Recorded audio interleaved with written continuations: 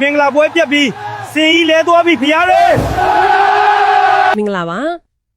ါဒီနေ့ကျမတို့အသီးစိတ်လေ့လာဆွေးနွေးသွားမယ့်အကြောင်းအရာကတော့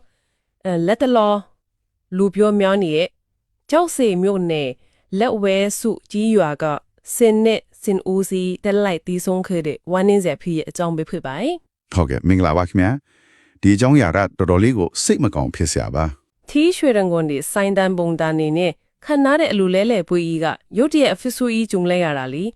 ဆိုတော့ဒီဖြစ်ရဲ့နောက်ွယ်ကအခြေခံအဆောက်အုံပိုင်းဆိုင်ရာအားနည်းချက်တွေလူတွေရဲ့ပေါ်စားမှုတွေနဲ့ယဉ်ကျေးမှုတလေးတွေကြားကပฏิဖက်ခါတွေဟိုကျမတို့စူးစီးထားတဲ့အချက်လက်တွေပုံမူကြည့်ဖတ်မလိုက်ပဲလေ့လာတော့ကြပါမယ်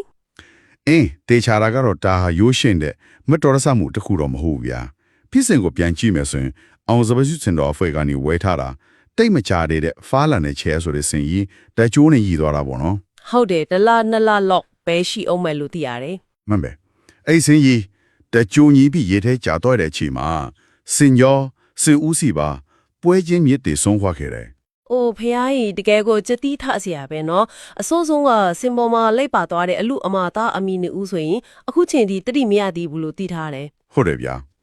အဲ့အချက်ကတော်တော်လေးကိုတုံလို့เสียကောင်းတယ်မျက်စိတမိတ်အတွင်းမှာပျော်ပွဲရွှင်ပွဲကနေတည်ရရှင်ရေးဖြစ်သွားတာကို ။အဲ့ဒါနဲ့ပတ်သက်ပြီးမေးစရာရှိလာတာကစင်တကောင်လုံးရဲ့အပေါ်ကလူတွေရဲ့ကရှစ်ကတက်ကြိုးကိုကြုံမမြင်ကြဘူးလားဆိုတာပဲဘယ်လိုပြောမလဲဟိုပြီးခဲ့တဲ့ရက်ပိုင်းကလည်းတခြားအလူတစ်ခုမှမြင်းကန်လိုမောင်နှလုံးတရားရခဲ့တဲ့ကိစ္စရှိသေးတယ်လေ မှန်တယ်ပေါ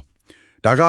ပွဲလက်တပင်တွေမှာအေဟာမတိရိษံကြီးတွေကိုတုံးတဲ့အခါအန်ဒီယကင်းရှိရေးကိုတေချာမတွက်ချက်ထားဘူးဆိုတာပြနေတာပဲအလူလဲတယ်ဆိုတာပင်မလမ်းမကြီးတွေမဟုတ်ပဲရက်ွက်ထက်ကလမ်းကြိုလမ်းကြားတွေအထိဝင်ကြတာကို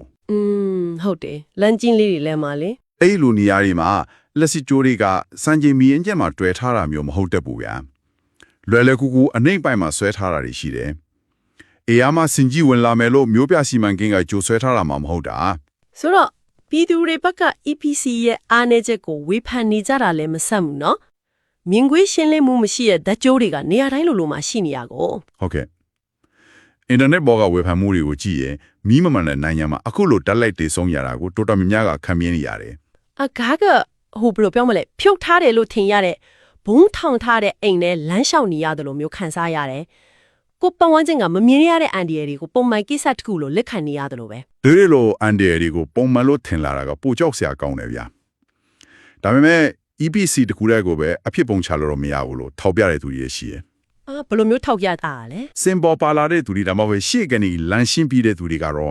့ဒီတက်ကြိုးကိုကြိုမမြင်ဘူးလားဆိုတဲ့မေခွန်းမျိုးပေါ့ဒါဟာလူတွေရဲ့ပေါ်စားမှုဒါမှမဟုတ်ပွဲဖြစ်မြောက်ရင်ပြီးတော့ဆိုတဲ့အတိအယခေါင်းပါမှုတွေကြောင့်လို့သုံးသပ်ကြတယ်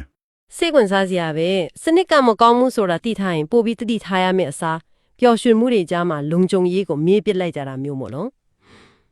ဒါကယဉ်ကျေးမှုဆိုင်ရာအလေးထားတွေနဲ့လည်းဆက်ဆက်နေမယ်ထင်တယ် တိကြတယ်ဗျအဲ့ဒီနောက်ကွယ်မှာတီးရစံရဲ့အခွင့်အရေးနဲ့လူတွေရဲ့ပကာသနာကြားကအားပြိုင်မှုဆိုတဲ့ပုံနဲ့တဲ့ပြဿနာရှိတယ် ဟုတ်ကဲ့ရှင်းပြပါအောင် ဥပမာထိုင်းတို့အိန္ဒိယတို့မှာဆိုရင်စင်တွေကိုကာကွယ်ပေးတဲ့တိကျတဲ့ဥပဒေတွေရှိတယ်မြန်မာနိုင်ငံမှာကျတော့စင်တွေကိုကျန်တဲ့လုပ်ငန်းခွင်တွေမှာတမကပဲအခုလိုလူတွေရဲ့ကြွဝါမှုတွေအတွက်ပါအသုံးချခံနေရတယ်လို့ဝေဖန်သူတွေကဆိုရယ် ဒါပေမဲ့တစ်ဖက်ကနေတွေးကြည့်ရတော့ရှင်ပြူအလူဆိုတာဘာသာရေးပွဲတစ်ခုလေခန်းခန်းနာနာကျင်းပတယ်ဆိုတာကိုယ့်ရဲ့ဘာသာရေးအပေါ်သက်ဝင်ယုံကြည်မှုကိုပြသတာမဟုတ်ဘူးလားယုံကြည်မှုကြောင့်လို့တာကိုပကသနာလို့သတ်မှတ်လို့ရပါမလား အဲ့ဒီမေကွန်းကအခု online မှာအငင်းပွားနေကြတဲ့အဓိကအချက်ပဲဗျာဘာသာရေးယုံကြည်မှုနဲ့လူမှုရေးကြွားဝါမှုကြားကစီးကသိပ်ပါလာတယ် ဟုတ်တယ် ပြည်သူ့ရွှေအမြင်မှာတော့ရှင်ပြူတယ်ဆိုတာစင်နေမြင်းနေမပါပဲကျောင်းတော်ကိုတွားပြီးအေးချမ်းချမ်းလွတ်လို့ရတယ်လို့ထောက်ပြကြတယ်အခုလိုချင်းချင်းတဲ့ကျင်းပတာဟာရာခိုင်နှုန်း90လောကကြွားဝါလို့စီလို့ဝေဖန်ကြတယ် ဆိုလိုတာကဘာသာရေးရဲ့အနှစ်သာရဖြစ်တဲ့ကုသိုလ်ဆိုတာထက်အပေါ်ယံဂုဏ်တက်ကိုပြသကျင်ကြတာပေါ့ကိုယ့်ရဲ့ပွဲအတွက်အဖြစ်မဲ့တရားစံလေးတွေကိုအသက်အန္တရာယ်ရှိတဲ့နေရာတွေအထိခေါ်လာတာကမေတ္တာတရားခေါင်းပါရတယ်လို့မြင်ကြတာလား မှန်ပါတယ်ဗျာကုသိုလ်ရဲ့အနှစ်သာရနဲ့ဆန့်ကျင်ဘက်ဖြစ်နေလေလို့သူတို့ကသုံးသပ်ကြတာပါ တကယ်တော့ဒီကြောက်စင်နာဖြစ်ပျက်လေးတစ်ခုကနေကျမတို့တတိမထားမိရဲ့အရာများစွာကိုမိမုံထိုးပြလိုက်တယ်လို့ပဲနော် ဟုတ်တယ်ဗျာစန့်ကျင်မမီတဲ့အခြေခံအဆောက်အုံတွေပျော်ရွှင်မှုအောက်ကပေါ့ဆမှုတွေနဲ့ယဉ်ကျေးမှုအမိခံထားတဲ့အလေးအချက်တွေအကုန်လုံးကိုပြန်ဆန်းစစ်ဖို့လိုလာပြီ ဟုတ်ပါတယ် ဒီဖြစ်ရက်ကနေကျမတို့ရဲ့နေ့စဉ်လုံယိုးလုံစင်ဒီနောက်ွယ်ကတန်ဖိုးတွေကိုမေခွန်းထုတ်တတ်ဖို့အရေးကြီးချောင်းတတိပေးလိုက်တာပါပဲ NDS ဆိုတာမရှိရှိမှအငြင်းတဲ့အထင်ရှားရှိမနေတော့ဘူးလေ မှန်တာပေါ့ပေါ်ဆမှုရဲ့ကြွားဝါလုံးမှုရဲ့ရိုးရွေးနေတဲ့စနစ်တွေရဲ့ပေါင်းစုံသွားတဲ့အချိန်ကြမှာဒါအခုလိုဆိုးရွားတဲ့အဖြစ်ဆိုးတွေဖြစ်လာတတ်တာပါ အဲ့ဒီတော့စဉ်းစားစရာတစ်ခုကြံခဲ့တာကလူသားတွေအတွက်ရောတဲကြော်လဲတို့ပါ NDS ရှိနေဒီလိုယဉ်ကျေးမှုပွဲလန်းတမင်အလျက်ထက်တွေကအချိန်တန်ရင်အလုံးလေးယောက်ပျောက်ကွယ်သွားမလားဒါမှမဟုတ်နောက်ထပ်အသက်တွေထပ်မဆုံးရှုံးခင်တင်းကျပ်တဲ့စီးမင်းနေနဲ့တာမစ်ပိတ်ပင်ခံရမလားဆိုတာပါပဲဒီနေ့တို့ဆွေးနွေးမှုကတော့ဒီလောက်ပါပဲ